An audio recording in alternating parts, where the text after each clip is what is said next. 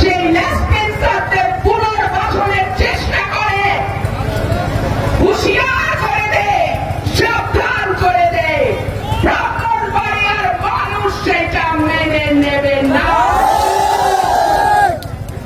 আমরা আগামী নির্বাচন যত দ্রুত সম্ভব তত দ্রুত দেওয়ার জন্য দাবি জানাই। আমরা বিশ্বাস করি সংস্কার প্রয়োজন, আমরা বিশ্বাস করি সাংবিধানিক সংস্কার প্রয়োজন, আইনগত সংস্কার প্রয়োজন, বিচার বিভাগের সংস্কার প্রয়োজন, আমাদের নির্বাচন কমিশনের সংস্কার প্রয়োজন।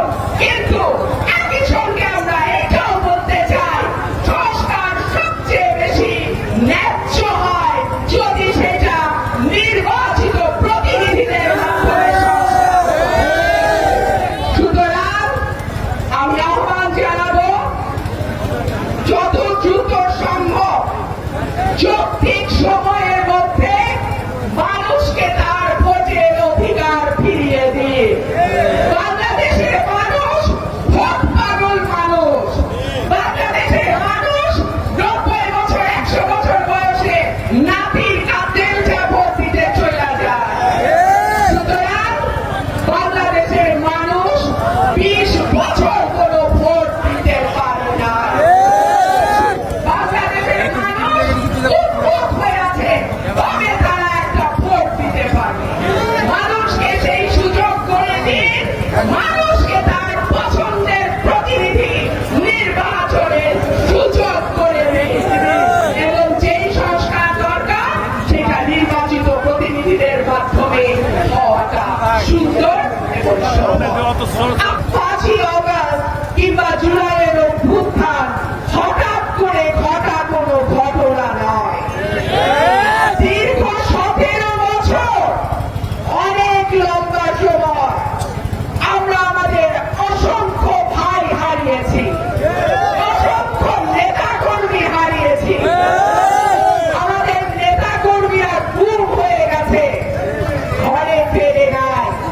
এখনো জানি না হিরু ভাই, পারভেজ ভাই, ইলিয়াস আলী, চৌধুরী আলম তারা কোথায় আছে, কেমন আছে, আদৌ তারা বেঁচে আছে কিনা আমরা কেউ জানি না। আমাদের হাজার হাজার মামলা, লক্ষ লক্ষ মামলা আমাদের নেতা কর্মীদের এক একজনের বিরুদ্ধে দায়ের করা হয়েছে। বাংলাদেশের সবচেয়ে নির্যাতিত, নিপীড়িত পরিবারের নাম জিয়া পরিবার। এই পরিবারে 3 বারের সাবেক প্রধানমন্ত্রী, বাংলাদেশের সবচেয়ে জনপ্রিয় দল বিএনপির চেয়ারপারসন বেগম খালেদা জিয়াকে মিথ্যা মামলায় প্রতিহিংসার বশবর্তী হয়ে এই বয়সে জেলে পাঠানো হয়েছে। সুতরাং অগাস্ট মাসের, জুলাই মাসের অভ্যুত্থান হঠাৎ আসা কোনো অভ্যুত্থান নয়। এই অভ্যুত্থানের পেছনে আপনার আমার অনেক দুঃসহ দিন, দুঃসহ রাত স্মৃতি আছে। আমাদের